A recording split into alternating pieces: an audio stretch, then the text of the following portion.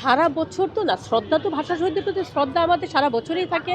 দেখা গেল এই জাতি সারা বছরই তাদের শ্রদ্ধার সাথে স্মরণ করে। শহীদদের প্রতি শ্রদ্ধা রেখেই আমাদের ২১শে ফেব্রুয়ারির যে কাজগুলো হয়, ভাষার প্রতি সেই শ্রদ্ধা রেখে। তো সেখানটায় দেখা যাচ্ছে যে তার মাঝে আলপনাটা আমাদের কাছে সেটা খুবই দেখা গেল একটা ফেস্টিভ মুড আনার জন্যই বা এখানকার দেখা গেল তাদের প্রতি শ্রদ্ধার একটা অংশ হিসাবেই আলপনাটা করা হয়।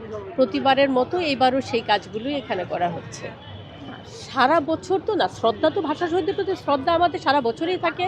দেখা গেল এই জাতি সারা বছরই তাদের শ্রদ্ধার সাথে স্মরণ করে।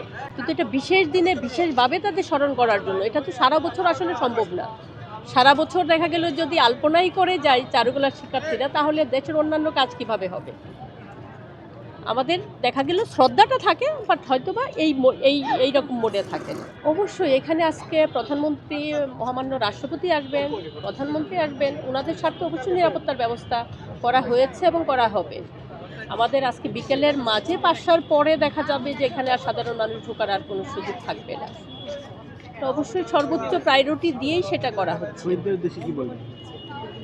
শহীদদের উদ্দেশ্যে অবশ্যই আমাদের ভাষা শহীদ যারা তাদের জন্য আজকে আমরা এই ভাষায়, মাতৃভাষায় কথা বলতে পারছি। তাদের প্রতি আমাদের শ্রদ্ধা সবসময় থাকবে এবং আছে। তাদের প্রতি তাদের যে আত্মত্যাগ, এই ত্যাগের প্রতি আমাদের শ্রদ্ধা রেখে এই জাতি সবসময় স্মরণ করে তাদেরকে। সেই স্মরণ করার একটা অংশ হিসাবে আজকের দেখা গেল ২১শে ফেব্রুয়ারিতে তাদেরকে আমরা বিশেষভাবে স্মরণ করছি। তাদের প্রতি আমাদের সবসময় শ্রদ্ধা।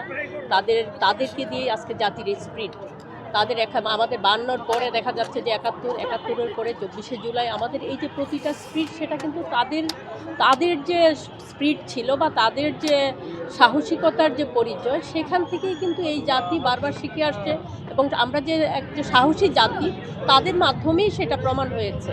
তারাই প্রথম শুরু করেছিলেন।